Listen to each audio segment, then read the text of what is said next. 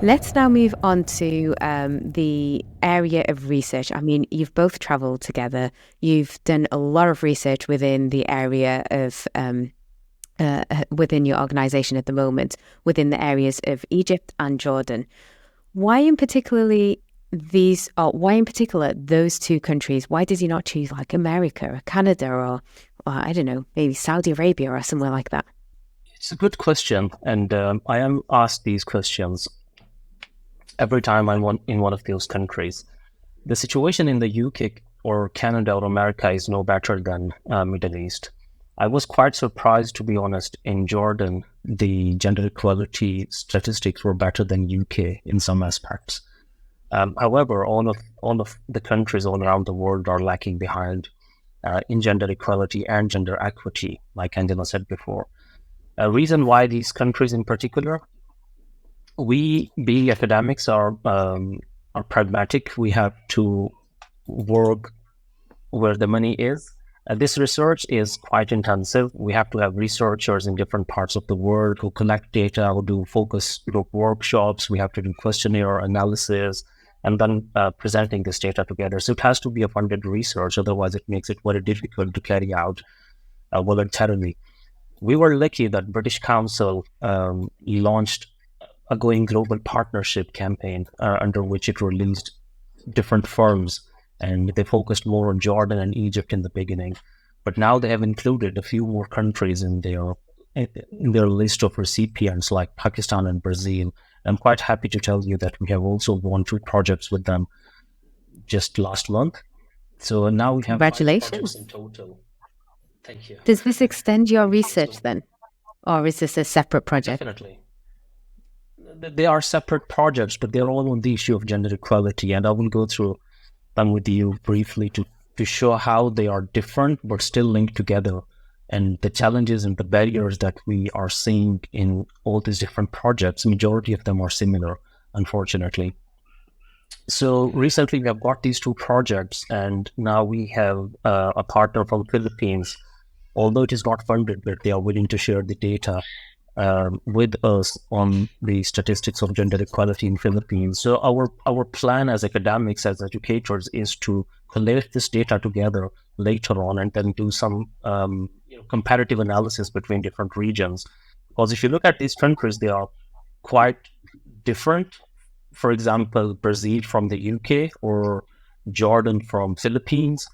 Some of them are Muslim countries, some of them are very conservative countries, some of them are very open, liberal countries, some of them are in different, and they're all in different peninsulas. But we were lucky that we got the initial money, 2 projects in Jordan and 1 project in Egypt. Now, when we talk about Jordan, we had 2 projects, but they were quite different from one another.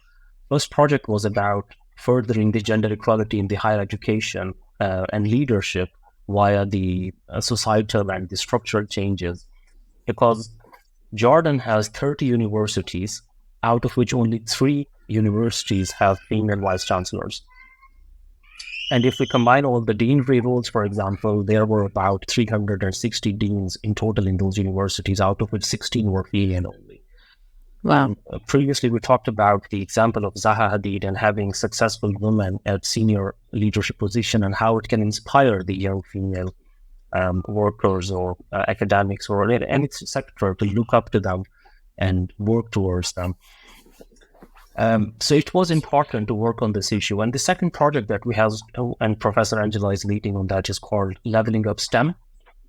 And it is about towards achieving gender equality in the pathways to the higher education as well as employability.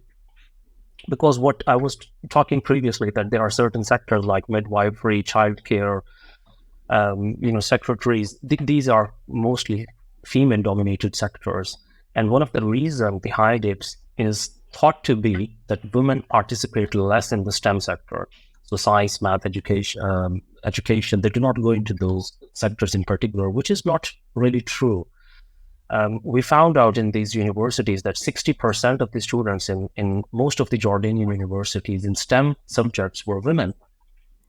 However, when we go to the employment figures, fast forward, they are only representing about 30%. So where did this 30% disappear? Wow, that's a Some of 50% them, drop, isn't it? From within it's a 50% drop. the, yeah. Okay.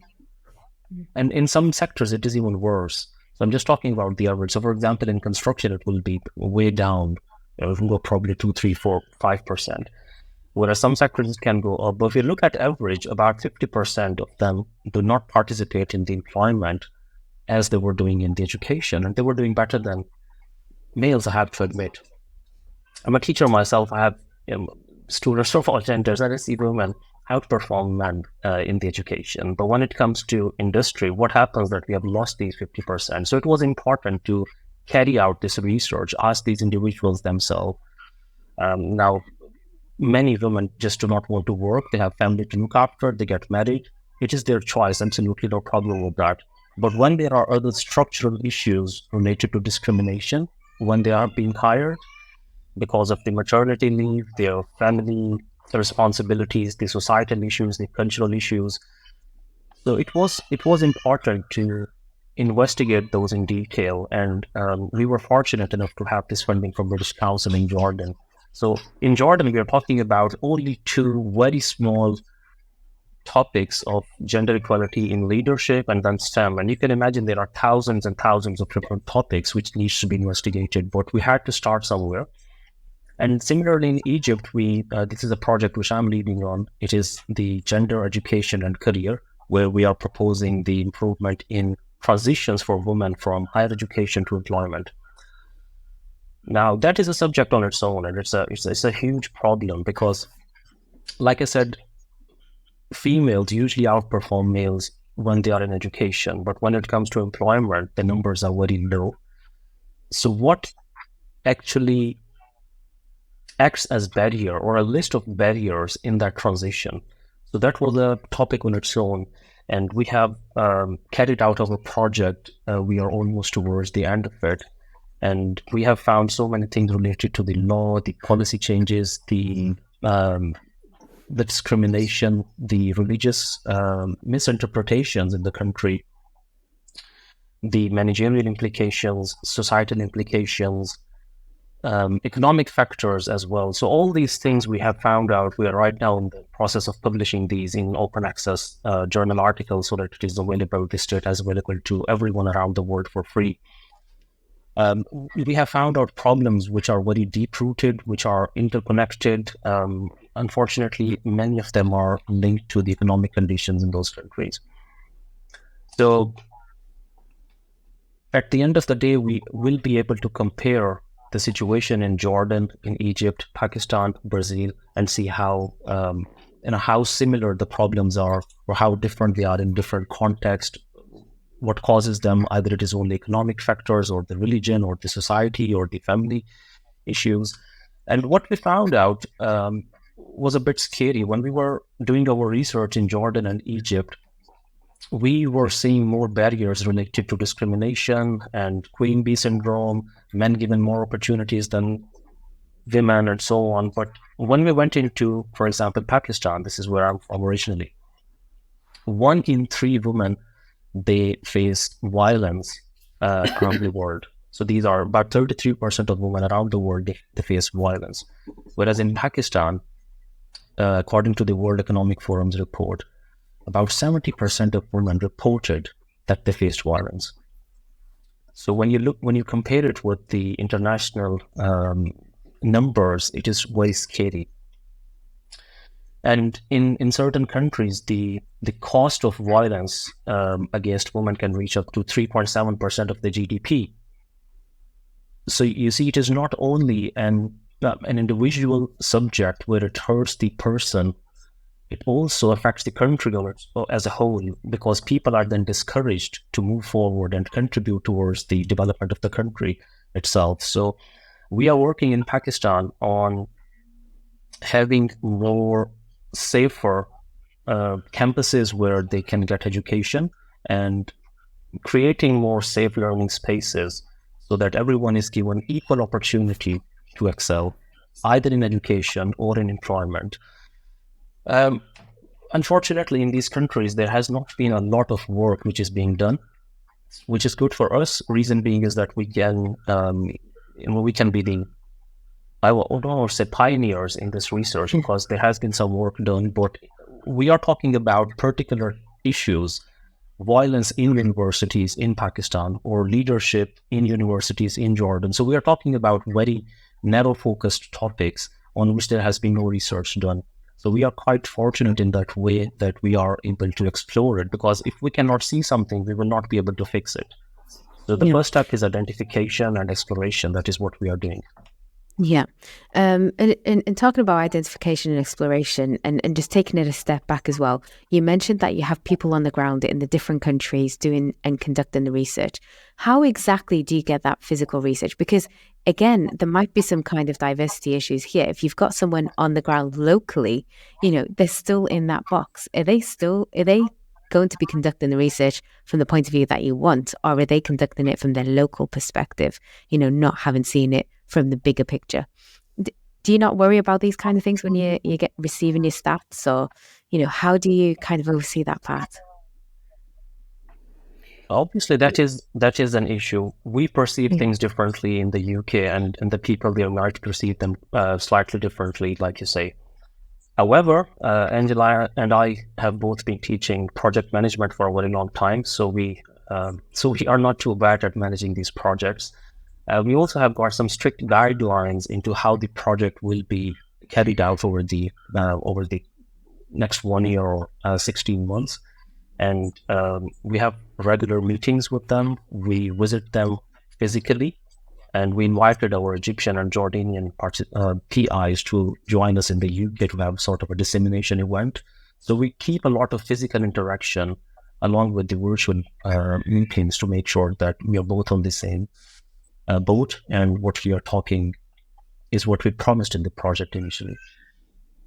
I think as well is that we're very lucky that we've got 5 partners from very esteemed academic institutions from all the countries Mohammed suggested, and we're working really closely on them to really try and work together to really explore the different relationships that support or barriers or prohibit gender equality in each of the different countries. So we're working very closely together. I think what's also really important to note is that we all of us as project partners really need to have an open mind, because obviously we do have different perceptions and needs and what's acceptable and what's not. And what we're finding is that actually we can learn from, in the UK, learn from these countries as well. And that's really what we're trying to find, is that, you have to be context specific, but actually there's lessons learned that we can be applied here. A great one for me was like when we went over to Jordan, which I visited the first time last year, is that seeing and speaking to women that have been really successful in senior career positions have been able to do that because they've had a really supportive family. Yeah. And that's probably, I'm being very typical. In the UK, we may not necessarily have that support system, whereas, having a young child myself is that, do I have to get childcare, etc.? How do I try and juggle work-life balance? And it is a real struggle because I don't have the family around me to support, whereas literally in Jordan, they're raised by a village. They're raised by the family, and there's lessons there that can be learned. I can give you more and more examples, but there's lessons there that we can learn in the UK, and likewise, vice versa. They can learn from the best practice and good practice we have here over there. But we need to really understand the context of the problem and context the needs of the individuals and really try and understand that. But it's absolutely really enlightening experience doing this work, and something, as I said, that I'm learning lots on day by day, and it is really, really thoroughly enjoyable. Do you take this back personally then? I know you say you enjoy it, but do you take it back personally? You say you've spoken to these women, you've kind of seen firsthand what exactly they're being treated like, or what they're allowed to do, what they're not allowed to do, and the help that they get, that we might not see that help from the other side, but like you say, the village will raise the child with you. Don't worry about it. It's fine. You're not having to worry about babysitting for the next 3 hours because they'll be in safe hands. But do we take, or did you take anything back from them personally and thought, actually, I can do this better this way, or I should change this way, or no, we have it so much better here in the UK? Did you take anything back personally and change the way that you work or encounter your colleagues or anything? Yeah, I can sit here and give lots of different examples, really, but I think it's about changing perceptions. I think going into, I haven't been to, if I'm being all honestly, been to a Muslim country before. And, there's a lot of stereotypes of how like women should behave, or, can they be leadership roles? Can they do this? Can they do that? And my stereotypes, my perceptions of what women completely changed. There's absolutely amazing, strong women there who absolutely striving and really challenging the gender issues, and all hats off to them. They're doing so much better than what we've been trying to achieve here. They're not without their challenges, don't get me wrong, but there's a lot that we can learn and share our experience. And I think that going in from misconceptions on both sides, and for them to say, actually, what we have in the UK is great, but it might not be the best. It might not be suitable for their experience. And I think there's a bit of give and take on both sides to try and work out what are the barriers for each country or each context, and see what is the actual solution. That's why I go back again. We started on this journey as a gender equality, but we left leaving, actually, it's about equity, and it's about allowing free choice of what women or what people want as individuals, and allowing them to have that free choice. And even if that means staying at home, raising a family, that's their free choice. And it is more about equity rather than equality. Yeah, brilliant. How do you get those contacts? Do you contact another university there? I know you've got people on the ground there, but how do you get to actually find, there's person A, person B, person C? You don't just go in the street and just start speaking with people, do you? There's more of a structure to it, I'm sure. Okay, so for example, for Jordan, the project leaders in Jordan, they were both my university mates in the UK. So when I was doing my PhD, we had this person, Dr. Allah. He was also doing PhD at the same time with a different supervisor. So I knew him, and then he had a friend, Dr. Ahlan, who is the PI on another project with Angela. So sometimes it is the people that we know in some capacities, and then they are in senior positions later on, we can work with them. So many times it is just a blind contact. Once I was working on a British Council project at my previous employer, and I couldn't find anyone from Egypt. So I asked a few people, no one responded. I was so desperate. I went online, took the 5 top universities, opened their profiles, and I just emailed 5 people.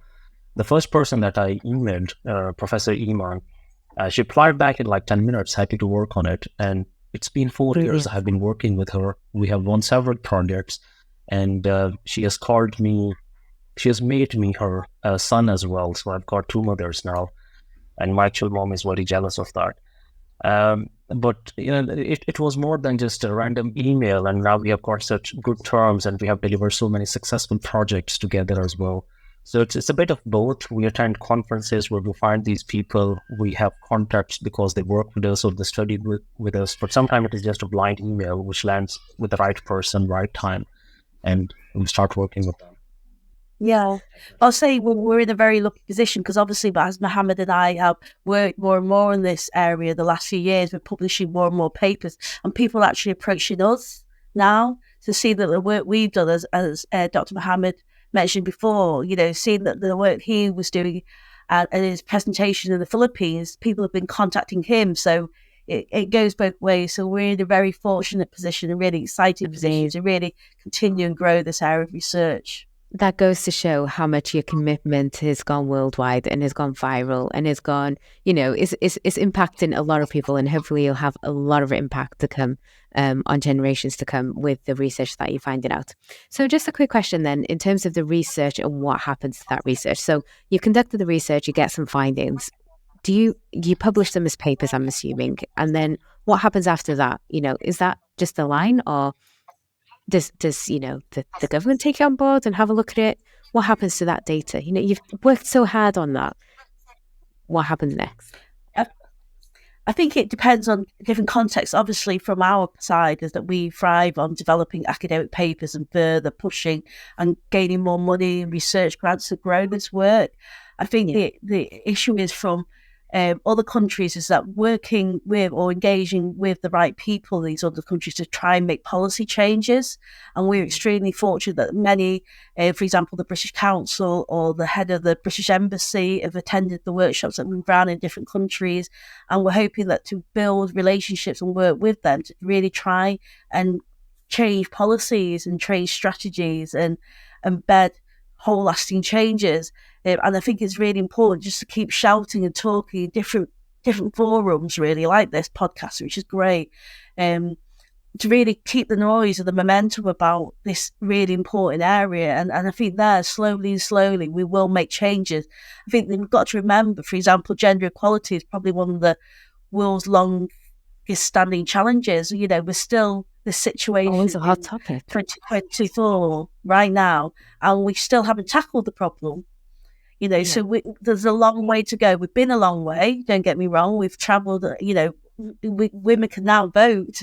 We can do a lot of things the same as men nowadays, but there's still a lot more challenges to be had. So, you know, we've got to keep this on the radar. We've got to keep pushing it and striving towards in developing and tackling these barriers as and when we see them from different fronts, whether it's gender, from ethnicity, religion, etc., and really try and tackle them to really try and eliminate all of these barriers for individuals and for all of us. Yeah. Well, it's great to see it's not just going to stay on a shelf, and it's going to be continued and worked on and, you know, inspiring many generations to come as well. Coming up next on Optimise Et al. Okay, let's move into our final topic for today, which is talking about promoting diversity within the construction industry. So, you know, how can we utilize technology to promote diversity within the construction industry, do you think? Technology can be a great support in this area to try and promote diversity. There's a number of different ways that we can do this. For example, we can use technology for recruitment and hiring, using AI-driven hiring platforms. What's interesting is that it fully aligns with our research from these 3 projects from Jordan and Egypt, for example. The data that we have collected from these 2 countries on 3 different projects, we found out a list of barriers that females faced when it comes to employment or education or the transition or senior leadership. As we move towards more machine learning, we don't know where it's heading. So, you know, as I mentioned before, is that, you know, there's a real opportunity that we can actually use technology to help, for example, our recruitment and employment practices. We do have to be mindful that we're heading in a world that we actually don't know where this is going. Well, I hope the work that we are doing will be taken forward by other people in different countries, in different parts of the world. Like Newton said, you know, we stand on the shoulder of giants. We cannot simply innovate things every day. I think everyone can do a little bit themselves in their own way. So whether that's being a role model and reaching out to supporting underrepresented groups to enter our industry, to shout about how rewarding our industry is, to challenge our own companies where there's particular practices where we don't see or pinpoint an area of discrimination. I think we've all got to maybe a little bit every day try and do something more positive to make it a better place for us all.